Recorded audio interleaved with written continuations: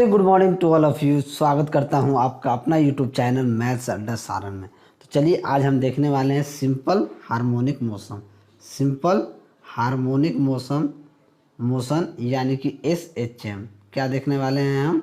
Simple harmonic motion यानी कि SHM। ठीक है, इसमें क्या होता है देखिए, सिंपल हार्मोनिक मोशन क्या होता है?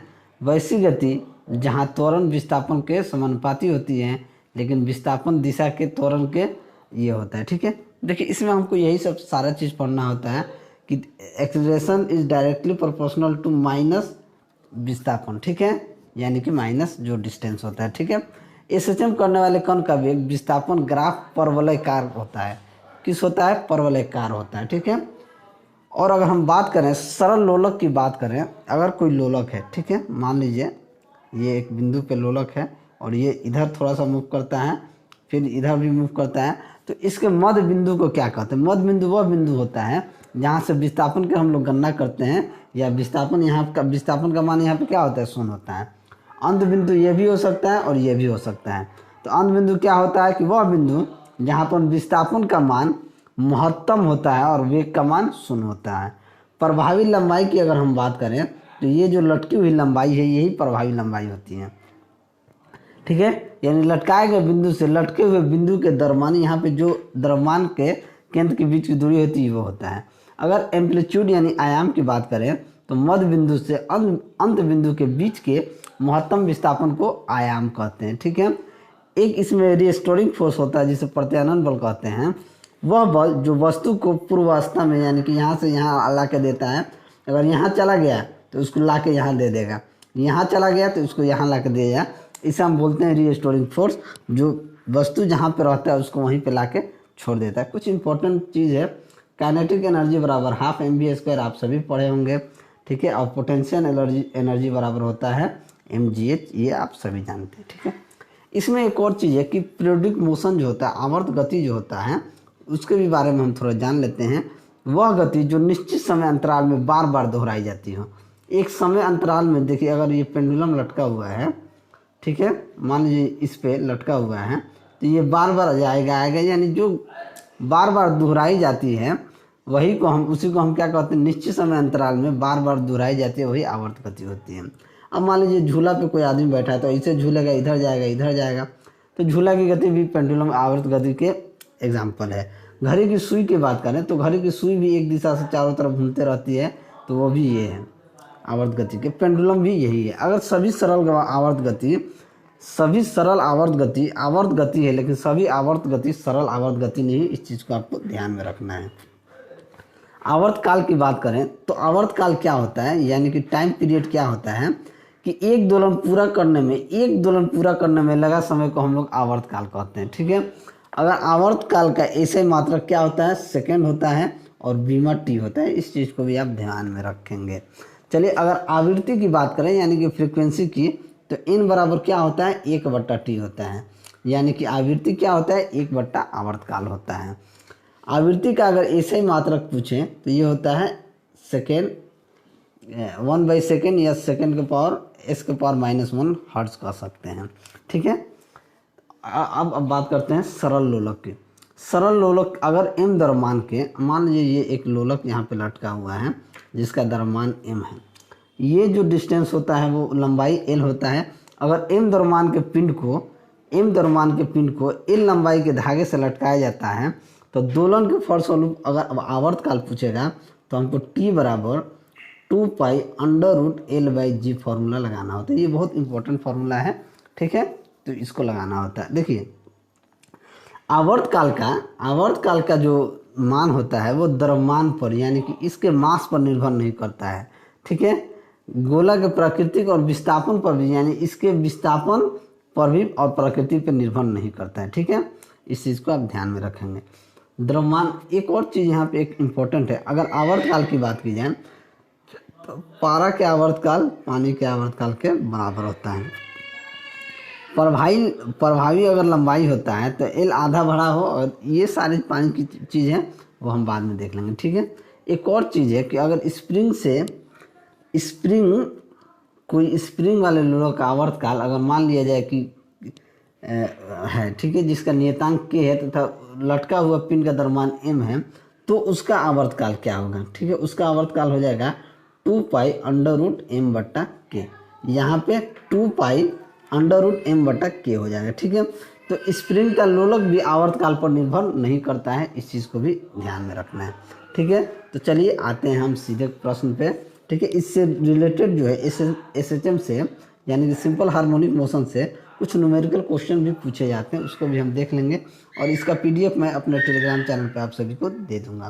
तो चलिए आज का पहला क्वेश्चन देखते हैं।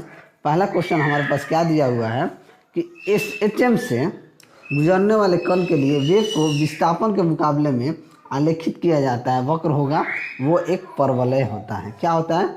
एक परवलय होता है। तो ऑप्शन सी हमारा सही आंसर हो जाएगा। अगला देखते हैं कि एक कण सरल आवर्त गति पूरा कर रहा है, महत्तम विस्थापन पर इसका त्वरण क्या हो जाएगा। तो महत्तम विस्थापन पर इसका त्वरण भी महत्तम होगा। तो ऑप्शन सी हमारा सही आंसर हो जाएगा। अगला देखते हैं कि किसी पिंड को अपनी माध्य स्थिति से अधिकतम विस्थापन को क्या कहा जाता है। तो अधिकतम विस्थापन को उसका आयाम कहा जाता है। तो ऑप्शन सी हमारा सही आंसर हो जाएगा। अगला, यदि एक साधारण लोलक का धातु का बम लकड़ी के बम से बदल दिया जाता है तब इसकी समयावधि क्या हो जाएगी। यथावत वही रहेगी, कोई चेंजिंग नहीं होगा। ठीक है, चलिए अगला क्वेश्चन देखते हैं। यदि एक सरल दोलक का 1 सेकंड में दोलन F है एवं I इसकी प्रभावी लंबाई है, G गुरुत्व जनित त्वरण, तो समयावधि को दिया जाता है। समयावधि क्या हो जाएगा। T बराबर 2π√L/g। हमने देखा है कि इसको ध्यान रखना है, √T बराबर 2π√L/g द्वारा। तो ऑप्शन डी हमारा सही आंसर हो जाएगा। इस पे क्वेश्चन बनते हैं। एक सरल लोलक के गोलक के माध्य बिंदु से महत्तम विस्थापन को क्या कहा जाता है। तो महत्तम विस्थापन को आयाम कहा जाता है। तो ऑप्शन डी हमारा सही आंसर हो जाएगा। नेक्स्ट, एक लकड़ी के झूले पर बैठकर झूलती है। एक लड़की झूले पर बैठकर झूलती है। जब लड़की खड़ी होकर झूलती है तो झूलने में लगने वाले समय क्या हो जाता है, वो हो जाएगा कम। जब लड़की झूला पे झूलती है, बैठ के झूलेगी तो वो बहुत स्पीड से झूलेगी, लेकिन जैसे ही खड़ा हो जाएगी तो झूले की समय क्या हो जाएगा, कम हो जाएगा। ये आप प्रैक्टिकल हम लोग किए हैं। ठीक है, आप भी करके देख सकते हैं। चलिए आगे बढ़ते हैं कि एक समान हार्मोनिक चाल से गति कर रहे एक कण का अधिकतम त्वरण होता है जब वो अपने से होकर गुजरता है। जब अपने से वो होकर गुजरता है तो वो क्या होता है, उसका अंतिम बिंदु।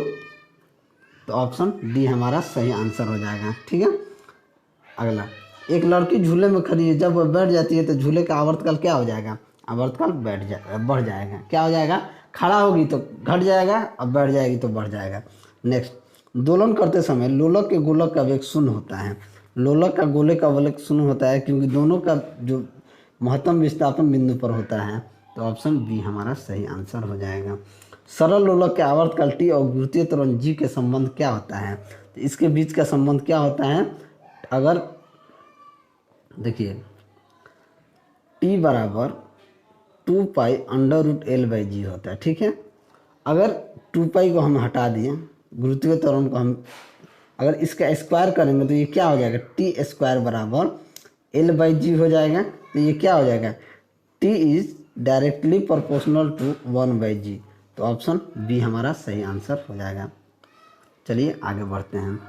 सरल लोलक का आवर्तकाल दुगना हो जाता है यदि, सरल लोलक का आवर्तकाल दुगना कब हो जाएगा, जब इसकी लंबाई 4 गुना कर दी जाए। लंबाई 4 गुना होगा तब जाके ये दुगना होगा। ठीक है, तो ऑप्शन सी हमारा सही आंसर हो जाएगा। चलिए आगे बढ़ते हैं। अब ये पूछेंगे कैसे, तो टी बराबर 2π√L/g ये होता है। ओके, इसको थोड़ा सा आपको सही से एक्सप्लेन कर दें। टी बराबर 2π√L/g तो दुगना कब होगा, आवर्तकाल दुगना कब होगा, जब इसकी लंबाई को अगर √4 रहेगा तब नहीं निकल के 2 होगा। √4 निकल के 2 होगा तो इस क्या होगा, उसका लंबाई को 4 गुना करना होगा। बात समझ में आ गया होगा। चलिए आगे बढ़ते हैं। जब सरल लोलक का आयाम बढ़ जाता है तो उसका आवर्तकाल क्या हो जाता है, उसका आवर्तकाल अपरिवर्तित रहता है, कोई चेंजिंग नहीं होता है। नेक्स्ट, सरल आवर्त गति करती हुई वस्तु की स्थितिज ऊर्जा अधिकतम किस स्थिति में होती है। तो अधिकतम विस्थापन की स्थिति में होती है। तो ऑप्शन बी हमारा सही आंसर हो जाएगा। नेक्स्ट देखते हैं कि जब एक सरल लोलक का गोलक खोखला एवं पानी भरा है, इसमें एक छोटा बारीक छेद करके इसे झुला दिया जाता है तो इसका आवर्तकाल क्या हो जाएगा, तो इसका आवर्तकाल तो पहले बढ़ेगा फिर घटेगा, उसके बाद पूर्ण क्या हो जाएगा, पूर्व के मान में आ जाएगा। तो ऑप्शन डी हमारा सही आंसर हो जाएगा। चलिए अगला क्वेश्चन। क्वेश्चन कह रहा है किसी सरल लोलक को किसी पहाड़ की चोटी पर ले जाया जाता है तो वहाँ उसका आवर्तकाल क्या हो जाएगा, उसका आवर्तकाल बढ़ जाएगा। चलिए अगला क्वेश्चन देखते हैं कि किसी घड़ी के लोलक की लंबाई बढ़ाए जाने पर क्या होता है। किसी घड़ी की लोलक बढ़ाए जाने पर अवधि बढ़ती है, वो घड़ी पीछे हो जाती है। अवधि क्या हो जाएगी, बढ़ जाएगी, घड़ी पीछे हो जाएगी। चलिए अगला क्वेश्चन देखते हैं कि लोलक का आवर्तकाल निर्भर करता है। लोलक का आवर्तकाल किस पे करता है, तो गुरुत्वीय त्वरण पे करता है। तो ऑप्शन डी हमारा सही आंसर हो जाएगा। यदि एक साधारण लोलक पेंडुलम की लंबाई बढ़ा दी जाए तो इसका आवर्तकाल क्या हो जाएगा, इसका आवर्तकाल बढ़ जाएगा। तो इस तरह के न्यूमेरिकल क्वेश्चन, थ्योरी वाला क्वेश्चन पूछे जाते हैं ऑब्जेक्टिव। इसमें कुछ न्यूमेरिकल भी पूछे जाते हैं। न्यूमेरिकल क्वेश्चन टाइप 1 देखिए, ओमेगा बराबर क्या होता है, 2πn। हमने कहा है कि आवर्ती बराबर 1/t होता है और y बराबर a sin ओमेगा t होता है। ये फॉर्मूला पे आपसे क्वेश्चन पूछ रहा है कि दोलन करते लोलक का गोलक 100 सेकंड के माध्य बिंदु से 100 बार गुजरता है तो लोलक की आवृत्ति क्या हो जाएगी। लोलक की आवृत्ति पूछ रहा है, तो 50 दोलन करने में कितना समय लेता है, 100 सेकंड। ठीक है, तो एक दोलन करने में 100/50 यानी कि 2 लेगा। इसी तरीके से आवृत्ति क्या होती है, आवृत्ति हो जाएगी 2 हर्ट्ज। ठीक है, तो ऑप्शन सी आपका सही आंसर हो जाएगा। चलिए अगला क्वेश्चन भी एक देख लेते हैं कि एक सरल लोलक के गोले के मध्य स्थिति से महत्तम स्थिति में 0.4 सेकेंड में पहुंच जाता है, इसका आवर्तकाल क्या होगा। देखिए यहाँ से 0.4 सेकेंड में यहाँ भी पहुँचता है, फिर यहाँ आता है, फिर यहाँ भी 0.4 सेकेंड में पहुँच जाता है।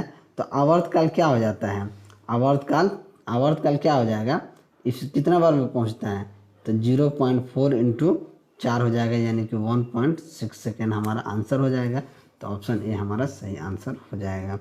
चलिए एक और क्वेश्चन है, उसको भी हम देख लेते हैं कि उस सरल लोलक का आवर्तकाल क्या है जो 25 सेकेंड में 20 पूर्ण दोलन करता है। यानी 20 दोलन को पूर्ण करता है कितना देर में, 25 सेकेंड में। तो एक दोलन पूर्ण करने में इसे कितना टाइम लगेगा, 25/20 सेकेंड। 25/20 सेकेंड लगता है, तो 50/25 5 के 20 यानी कि 5/4 सेकेंड लगेगा, यानी कि टी कितना लगेगा, 1.25 सेकेंड लगेगा। तो ऑप्शन ए हमारा सही आंसर हो जाएगा। चलिए अगर मेरा वीडियो आपको अच्छा लगा हो तो वीडियो को लाइक करें, दोस्तों में शेयर करें। अगर आप हमारे चैनल पर नए हैं तो चैनल को सब्सक्राइब करें। मैं ऐसे ही वीडियो लेकर आपके सामने हाजिर होता रहूँगा। चलिए मिलते हैं अगले वीडियो में, तब तक के लिए जय हिंद।